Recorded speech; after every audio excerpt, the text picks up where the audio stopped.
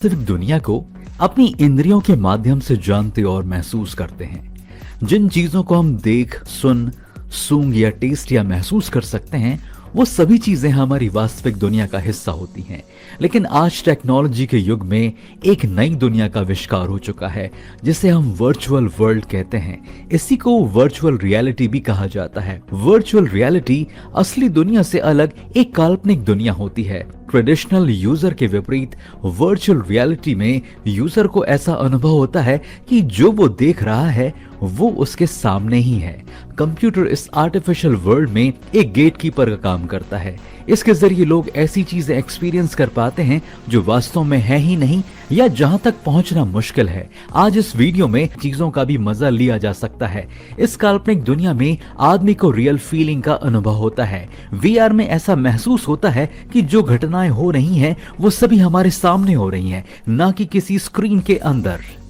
तो चलिए इसके इतिहास के बारे में थोड़ा सा जानते हैं। वीआर का इतिहास बहुत बड़ा है। 1950 में टेक्नोलॉजी की मदद से ग्राफिक का आविष्कार हो गया था। 1957 में मॉर्टन हीलिंग ने सेंसोरामा का इन्वेंशन किया, जिसकी मदद से 3D मूवीज देखा जा सका। लेकिन सेंसोरामा में कई कमियां थी। उसी समय हेड माउंटेड डिस्प्ले का आविष्कार हुआ। ये एक ऐसा डिवाइस होता है जिसे सर पर हेलमेट की तरह पहना जाता है। इसके सामने एक डिस्प्ले होता है जो कि दोनों आंखों के ठीक सामने होता है। 1980 के आसपास वर्चुअल रियलिटी शब्द का इस्तेमाल सबसे पहले अमेरिकन राइटर जेरन लैनियर ने किया। उसके 10 साल बाद वीआर डिवाइस का इस्तेमाल अमेरिकी आर्मी की ट्रेनिंग और नासा के कामों में किया जाने लगा। बाद में वीआर का बड़े पैमाने पर प्रोडक्शन शुरू हुआ। शुरू में वीआर हैंडसेट डिवाइसेस सिर्फ पीसी पर काम करता था। बाद में मोबाइल के लिए वीआर हैंडसेट डिवाइस बनाया जाने लगा। अब वर्चुअल रियलिटी सेकंड जनरेशन में कदम रख चुकी है।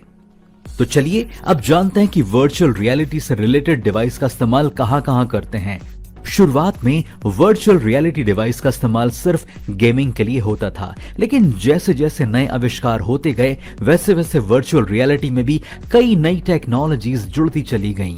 3D मतलब 3 डायमेंशनल मूवीज के जरिए वीआर का इस्तेमाल बहुत बड़ा है। इसमें स्पेशल 3D ग्लासेस पहनकर आप मूवी में ऑन स्पॉट प्रेजेंस फील कर सकते हैं। इस 3D मूवीज का लाइट और साउंड इफेक्ट हमारी इंद्रियों पर ऐसा आभास कराता है कि जो भी कुछ मूवी में हो रहा है वो सब हमारे सामने ही हो रहा है।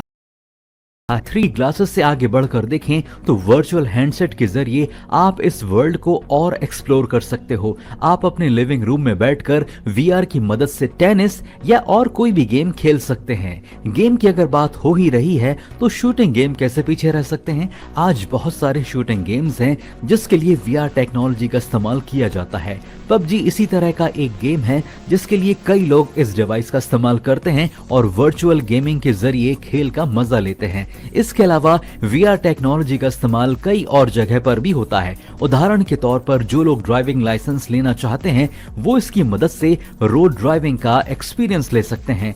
इसमें आप कार की स्टीयरिंग व्हील, ब्रेक और एक्सेलरेटर पकड़ते हो और ऐसा फील करते हो कि आप असली सड़क पर कार ड्राइव कर रहे हो। इसका मतलब बड़े बड़े इंस्टीट्यूशन स्टूडेंट्स को कार ड्राइविंग सिखाने के लिए करते हैं ताकि रियल एक्सीडेंट से बचना सीखा जा सके।